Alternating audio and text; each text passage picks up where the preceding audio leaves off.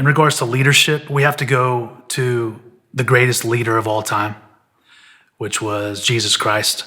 And I think he gave us three different ways to think about leadership. I think there's this ultimate being a role model, which you might not, being a role model, you may not ever meet or see people that are looking up to you, but you can still live out the truth, right? You can still speak truth and live out the truth in your life, and people can look up to you, can be a role model for them.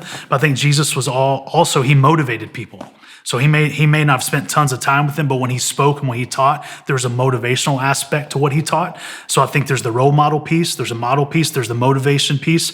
But I think the deepest way to be a leader is to be a mentor, to disciple others. And I think ultimately, right, that's what Jesus did with his 12 disciples, is he traveled with them, he walked with them, he talked with them, he ate with them, right? I mean, they had this deep kindred connection.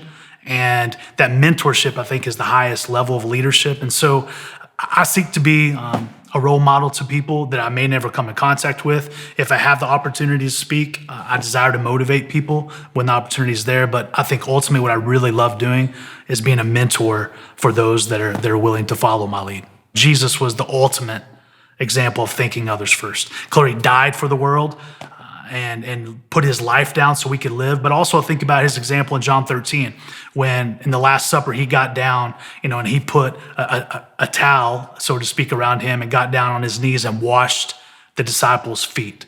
And they didn't understand why he was doing that. But he said, if you don't allow me to do this, you're not going to understand truly who I am, which is being the ultimate servant leader. So when I think about leadership, I think it's important to understand the heart of leadership.